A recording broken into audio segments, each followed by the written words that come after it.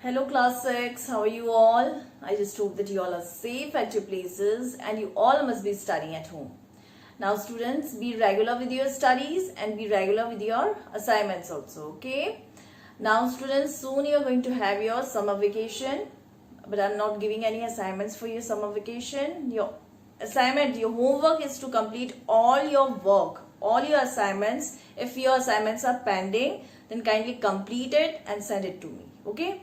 And those who have already sent or those who have already done, then they have to revise all the work that we have done up till now, okay? All the question answers, all the exercise, all the topics that we have covered in the chapters. So this is your homework for your summer vacation. Now let's continue chapter number 2, elements, compounds and mixtures. Earlier I told you about compounds, its characteristics, and I also compared compounds with the elements, okay? So now today you're going to learn about chemical formula. What is chemical formula and what is the method of writing a chemical formula, okay? So let's start now. Now students, let us start here with the definition. What is chemical formula? So what is a chemical formula? A chemical formula denotes the number of atoms of each element present in a compound, okay? So what it denotes? It denotes the number of elements and it also denotes what type of element is present in the compound, okay? So two things it shows, two things it denotes. First is the type of element which is present in the compound, and secondly the number of elements, or we can say the number of atoms of the element which is present in the compound, okay? So here we have examples. The first one is H2O. What is H2O? H2O is the chemical formula for water, okay? So here what type of elements they are present here in the H2O? Two elements, hydrogen and oxygen. So what it shows? It shows two type of elements are present. One is hydrogen and the other one is oxygen, okay? Then secondly, what it shows? It shows the how many atoms are present in the element, okay? So here two atoms of hydrogen is present in the compound and one atom of oxygen, okay? So two atoms of hydrogen, one atom of oxygen. Now secondly, CO2. CO2 is a chemical formula of carbon dioxide, okay? So here in the formula, one C atom, which is carbon atom, is present here and two atoms of oxygen, okay? Two atoms of oxygen and one atom of carbon. And what type of elements are present? Carbon and oxygen, okay? Then third is CaCl2. CaCl2 is the chemical formula of calcium chloride, okay? Now here what type of elements they are present in the compound? Ca, which is calcium, and Cl2. Cl is the chlorine, okay? So calcium and chlorine, these two types of elements are present in the compound. And how many elements or how many atoms of each element present? Here two atoms of Cl and one atom of Ca, which is calcium, okay? So here you can see that with chemical formula we can identify the type of elements that are present in the compound and number of atoms of each element present in the compound, okay? Now the second topic is method of writing a chemical formula. How we can write a chemical formula, okay? So there is a method of writing a chemical formula, but for that we should know the following things. What are they? The first one is symbols.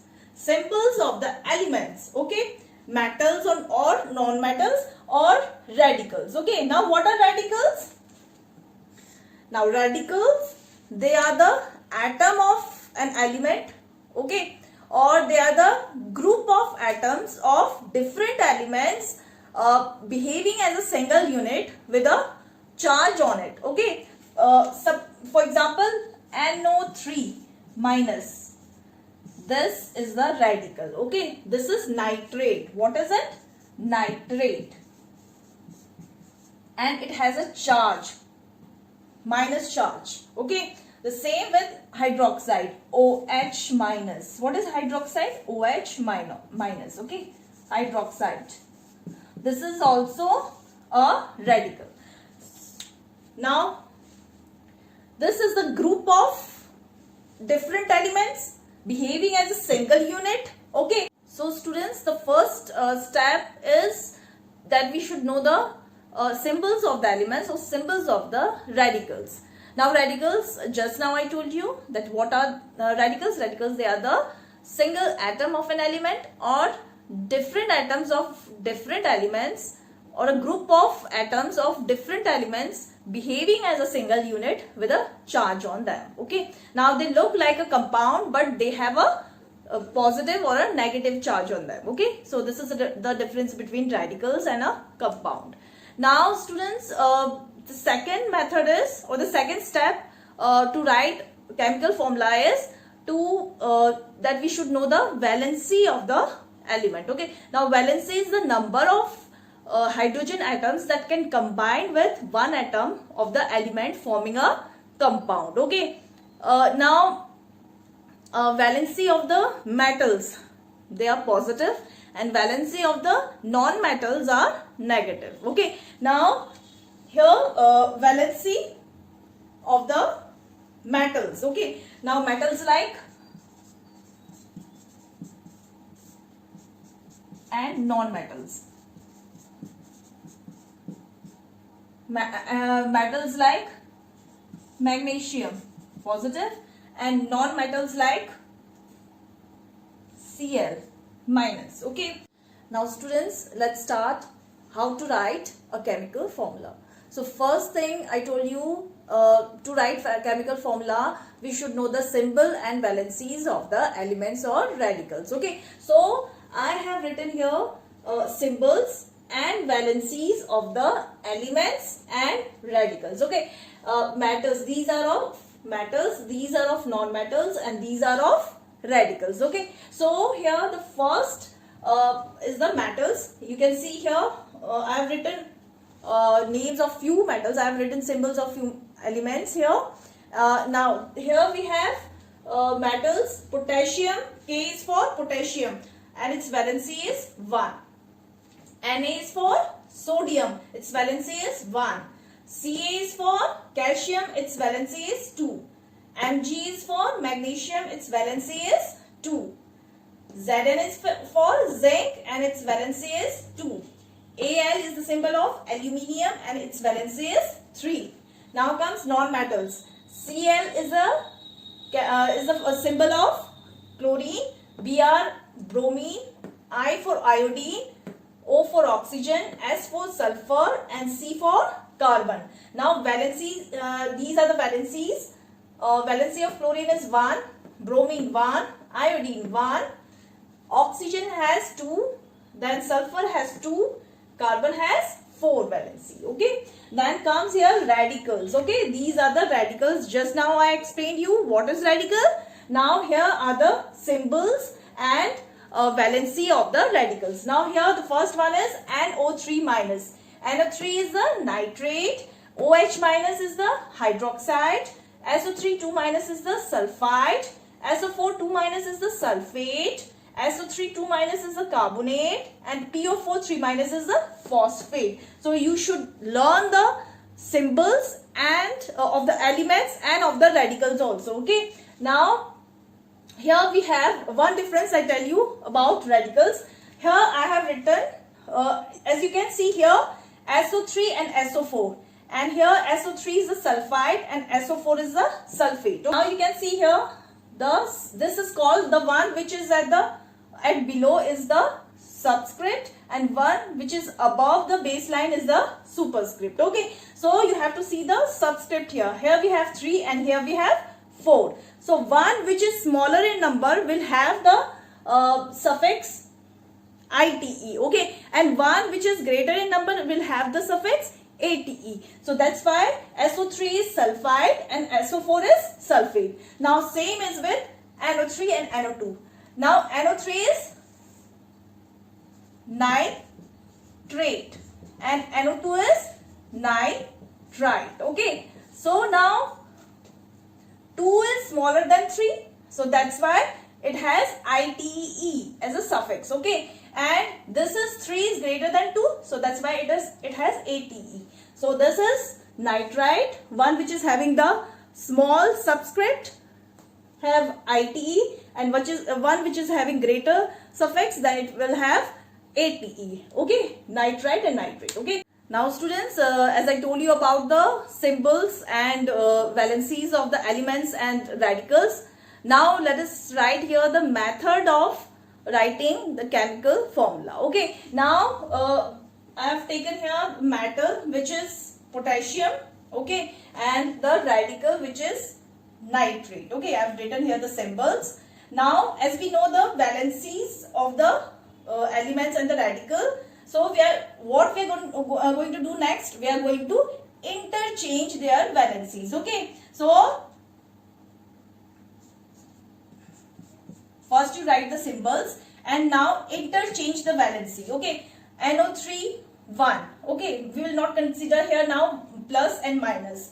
Now 1 will go here with potassium and it will be here as a subscript. Okay, now potassium, valency of the potassium will go here with nitrate, and we are going to write here like this. We'll put up, because NO3 is already having the subscript here 3. So what we are going to do, we are going to add bracket here like this, and then we will add the valency here 1.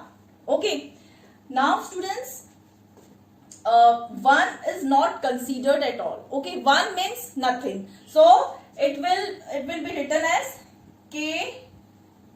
KNO3. Got it? This is how we write chemical formula.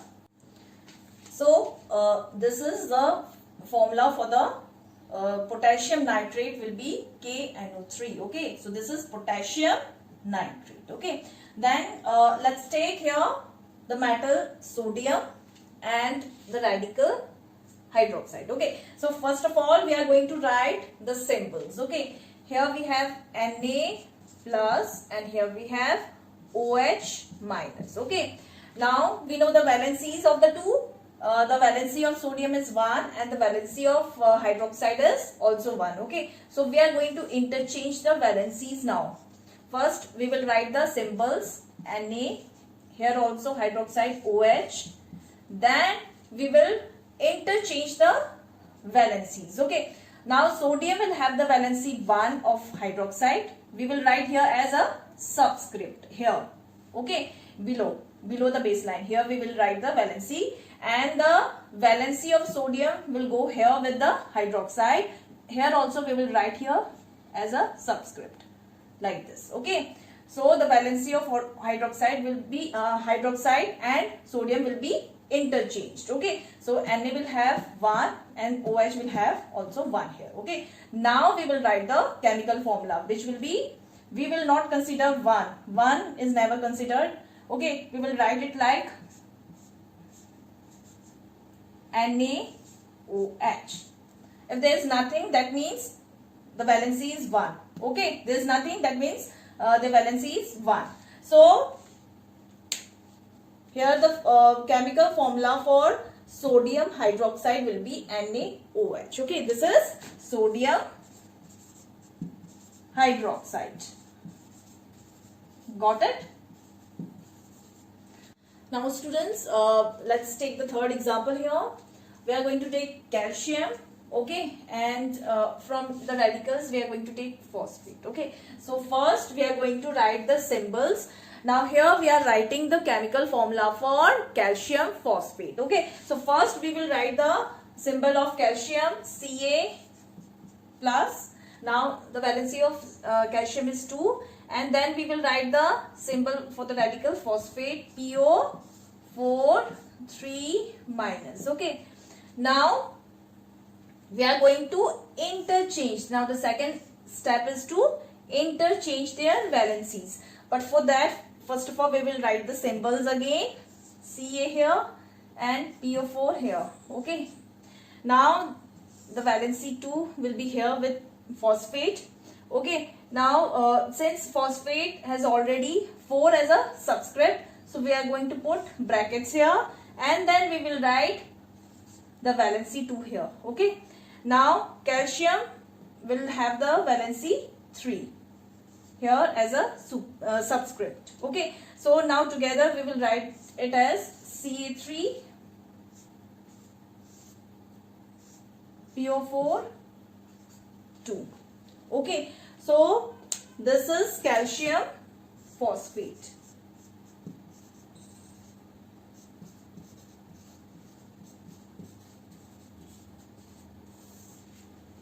So this is how we write chemical formulas